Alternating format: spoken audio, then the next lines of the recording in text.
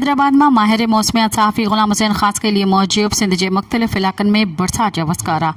कराची, हैदराबाद, मीरपुर ख़ास, शहीद बेनज़ीराबाद डिवीज़न के मुख्तलिफ़ इलाक़नि में गज गोड़ खिवण तेज़ हवा से बरसात जो इम्कान। इन सिलसिले में असां सां टेलीफोन लाइन ते मौजूद है माहिर मौसमियात सहाफ़ी गुलाम हुसैन खास खैली। जी गुलाम हुसैन खास खैली, अॻ कजो छा तफ़सीलात आहिनि? जी बिल्कुलु ॿुधाईंदा हलूं त सिंध जे मुख़्तलिफ़ इलाइक़नि में गजगोड़ ऐं खिवण सां गॾु बरसाति जो सिलसिलो जारी आहे। कराची, हैदराबाद, मीरपुर ख़ास, शहीद बेनज़ीराबाद, नवाबशाह डिवीज़न जे मुख़्तलिफ़ इलाइक़नि में वक़्फ़े वक़्फ़े सां बरसाति जो सिलसिलो जारी आहे।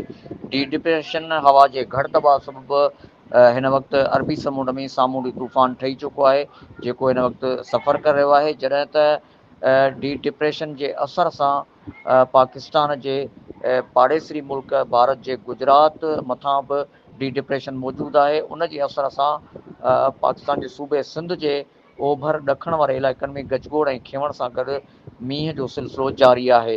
अरबी समुंड में जेको सामूंडी तूफ़ान आहे उन सफ़र शुरू कयो आहे। उन जी शिदत केतिरी थींदी उनखे मॉनिटर करे रहिया आहिनि सभु मुख़्तलिफ़ मौसमियात जा खाता ऐं मॉडल्स मॉनिटर करे रहिया आहिनि। जीअं जीअं इहो सामूंडी तूफ़ान पंहिंजो रुख या टकराइण जो केॾांहुं थो वञे उन बाबति अपडेट असां तव्हांखे जारी रखंदासीं। जॾहिं त उन जे असर सां कराची डिवीज़न, हैदराबाद डिवीज़न, मीरपुर ख़ास डिवीज़न, शहीद बेनज़ीराबाद, नवाबशाह डिवीज़न में गजगोड़ ऐं खिवण सां गॾु वक़्फ़े वक़्फ़े सां बरसाति जो सिलसिलो जारी रहंदो। जी महिरबानी तफ़सीलात खां आगाही ॾियण लाइ।